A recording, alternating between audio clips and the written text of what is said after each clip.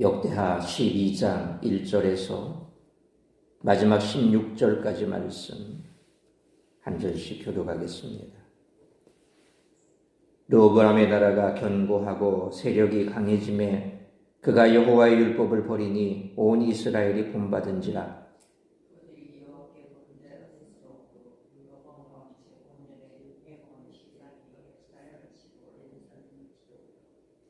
그에게 병거가 1200대요 마병이 6만 명이며 애굽에서 그와 함께 온 백성 곧 리비아와 숫과 구스 사람이 헤아릴 수 없이 많더라.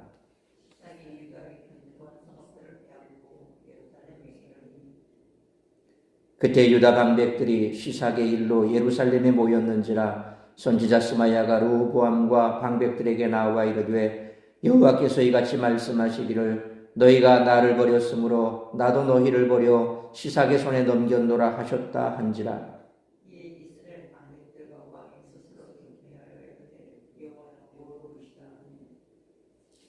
여호와께서 그들이 스스로 겸비함을 보신지라. 여호와의 말씀이 스마야에게 임하여 이르시되 그들이 스스로 겸비하였으니 내가 멸하지 아니하고 저희를 조금 구원하여 나의 노를 시삭의 손을 통하여 예루살렘에 쏟지 아니하리라.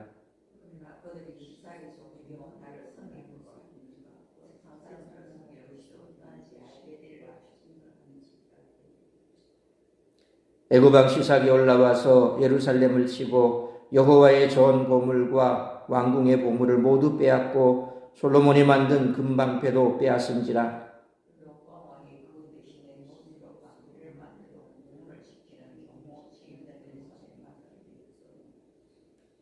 왕이 여호와의 전에 들어갈 때마다 여호와는 경호하는 자가 그 방패를 들고 갔다가 경호실로 도로 가져갔더라.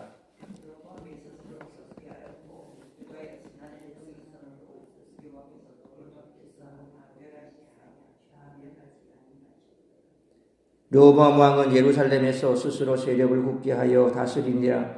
르호보암이 왕이 오를 때에 나이가 41세라. 예루살렘 곧 여호와께서 이스라엘의 모든 지파 중에서 택하여 그의 이름을 두신 성에서 17년 동안 다스리니라. 르호보암의 어머니의 이름은 나아마요 암몬 여인이더라.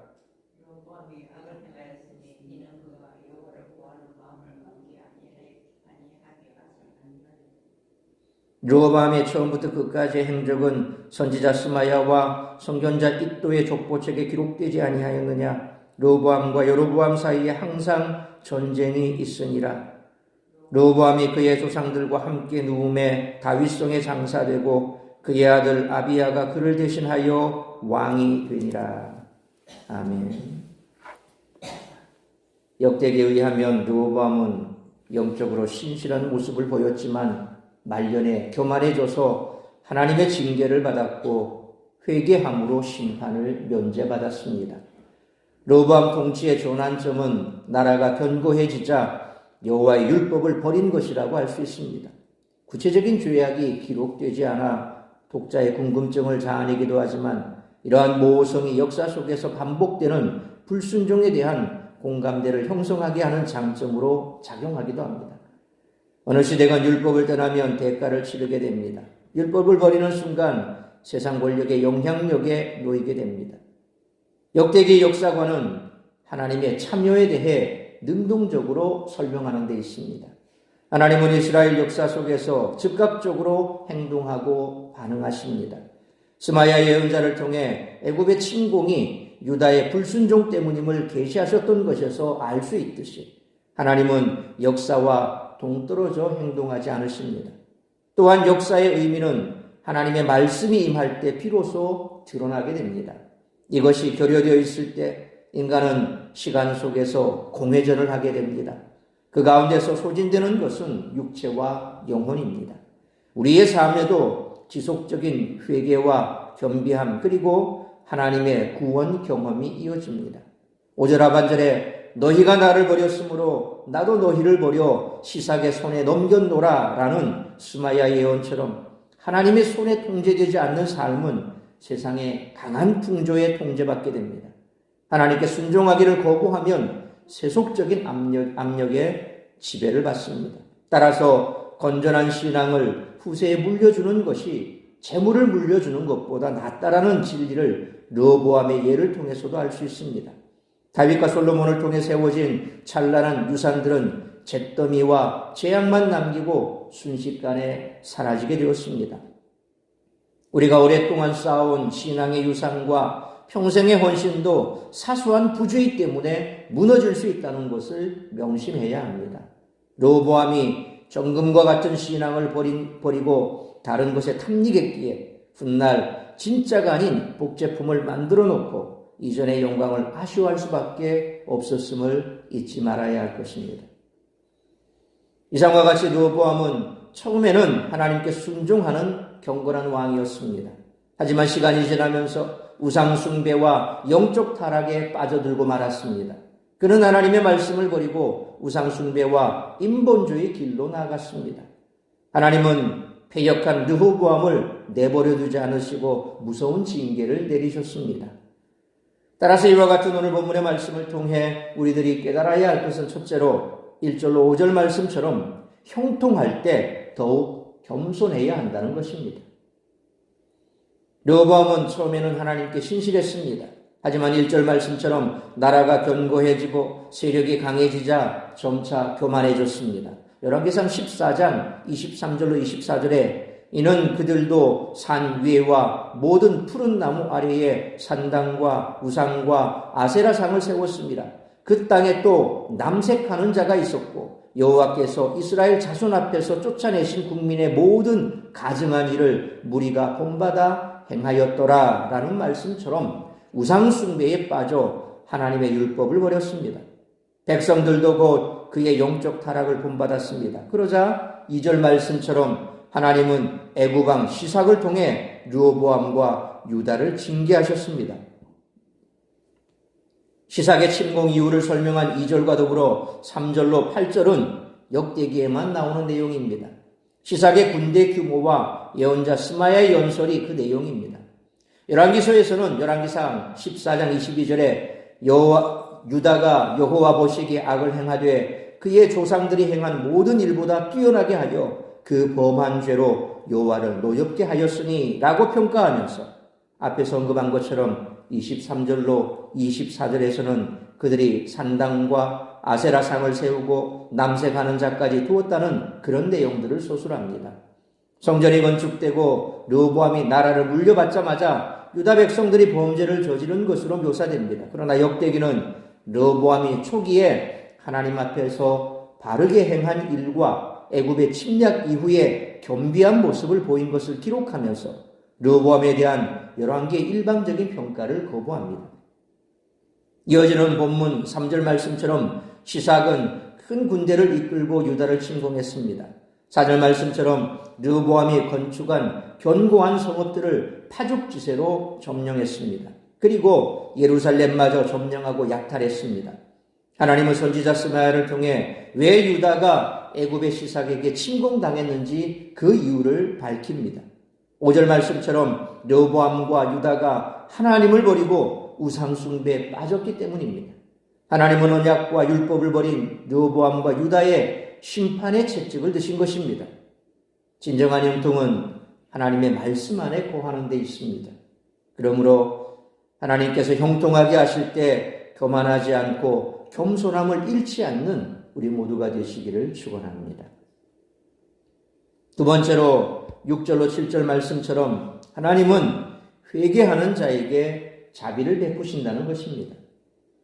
르호보암과 유다의 방백들은 선지자 스마야를 통해 선포된 하나님의 뜻을 깨달았습니다. 시삭의 침공이 자신들의 영적 타락 때문임을 인정했습니다. 그리고 6절 말씀처럼 하나님의 말씀 앞에 자신을 낮추고 회개했습니다. 그들은 자신들을 심판하신 하나님은 의로우시고 자신들은 죄인임을 고백했습니다. 하나님은 7절 말씀처럼 말씀 앞에 회개로 반응하는 그들의 태도를 살피셨습니다. 르호보암과 방백들이 하나님의 말씀 앞에 자신들을 낮추고 회개하자 긍휼의 은혜를 베푸셨습니다. 하나님은 회개하는 자에게 자비를 베푸십니다. 징계를 당할 때 완악한 마음을 품지 말고 하나님의 말씀 앞에 자신을 낮추고 복종해야 합니다. 하나님은 애굽 왕 시삭을 통해 르호보암과 유다를 진멸하실 수도 있었습니다. 하지만 그들이 회개하자 구원의 은혜를 베푸셨습니다. 그러므로 회개는 하나님의 자비와 긍휼을 불러옴을 항상 기억하시고 사주의 은총 가운데 살아가는 우리 모두가 되시기를 축원합니다. 세 번째로 8절로 16절 말씀처럼 하나님께 순종하는 것이 형통의 길이라는 것입니다. 하나님은 8절 말씀처럼 시삭의 침공을 통해 르호보암과 유다에게 불순종의 대가가 무엇인지를 깨닫게 하셨습니다. 9절 말씀처럼 시삭은 예루살렘을 점령하고 다윗과 솔로몬이 모아두었던 모든 보물들을 약탈해 갔습니다. 솔로몬이 만들었던 화려한 금방패도 모두 약탈했습니다. 르호보암은 놋방패로 금방패를 대신하게 했습니다. 10절로 11절 말씀처럼 시삭의 침공으로 유다는 급격하게 몰락했습니다. 하나님께 대한 불순종이 몰락을 가져온 것입니다. 다만 12절 말씀처럼 르호보암이 회개했기에 또한 다윗 언약 때문에 완전한 파멸은 피했습니다. 르호보암의 영적 타락은 13절 말씀처럼 그 어머니 암몬 여인 나아마에게도 원인이 있었을 것입니다. 14절 말씀처럼 르호보암은 일생 동안 하나님을 충성스럽게 섬기지는 않았습니다. 유다와 이스라엘의 분열도 우상 숭배와 영적 타락 때문입니다. 15절 말씀처럼 영적 불순종의 결과로 유다와 이스라엘은 계속해서 전쟁과 갈등을 겪어야만 했습니다.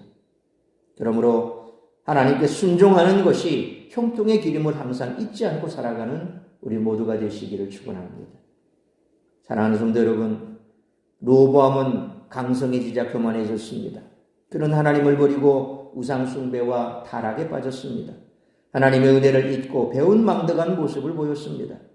하나님은 불순종하는 자를 심판하시기에 불순종하는 자에게 형통함이 없다는 사실을 늘 기억해야 합니다. 그러므로 언제나 겸손하게 하나님의 말씀에 순종하며 죄악에서 돌이켜 회개함으로 날마다 사죄의 은총 가운데 살아가는 우리 모두가 되시기를 주님의 이름으로 축원합니다.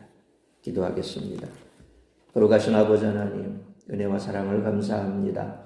오늘도 이 새벽을 깨워 말씀으로 예배로 하루를 시작하게 하시니 감사합니다. 오늘은 거룩한 주일, 복된 주일입니다. 우리 모든 성도들 오늘도 세상 가운데 머물며 시험 드는 자리에 있지 말게 하시고 주님 앞에 나와 예배의 자리에 설 수 있도록 인도하여 주옵소서. 특별히 오늘 주신 말씀처럼 우리가 이 땅을 살아가면서 항상 기억해야 할 것은 늘 주님께서 주신 말씀에 순종하는 겸손한 삶을 살아야 한다는 것입니다.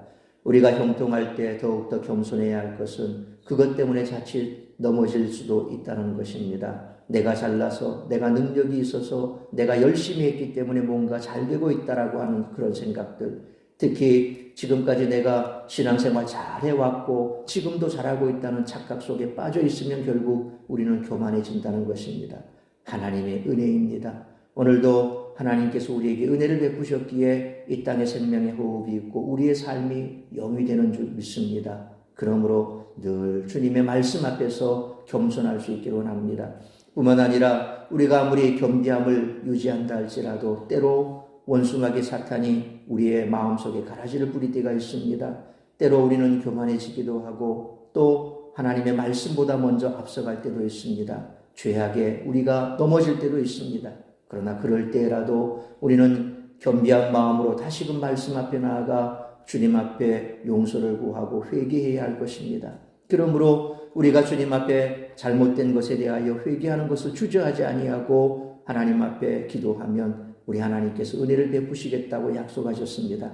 이처럼 우리가 죄악 가운데 머물러 죄악으로 인하여 징계받을 때라도 징계 중에라도 긍휼을 베푸시는 하나님이심을 기억하고 돌이켜 회개함으로 우리가 하나님이 베푸시는 사죄의 은총 가운데 살아가야 할 줄 믿습니다.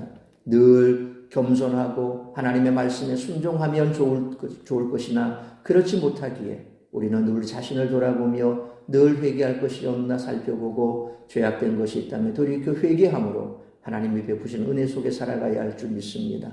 오늘 이 한 날도 우리 자신을 돌아보며 돌이켜 회개하고 말씀 앞으로 달려가 하나님 앞에 다시금 순종하는 복된 삶을 살아가기로 결단케 하여 주옵소서. 특별히 아버지 하나님, 수술 이후로 회복에 있는 우리 사랑하는 변혜정 집사님과 또 이희의 자매님 하나님께서 강건케 하여 주시옵고 속히 쾌유하여 건강을 되찾을 수 있도록 축복하여 주옵시고 오늘도 이 예배를 시작으로 드려주시는 모든 예배 위에 우리 하나님 은혜를 베풀어 주시고 또한 우리 하나님 기뻐 받으시는 예배가 될 수 있도록 우리의 마음을 더욱더 겸비케 하여 주시기를 간절히 빌고 소원하오며 이 모든 말씀 우리 주 예수 그리스도의 이름으로 기도하옵나이다. 아멘.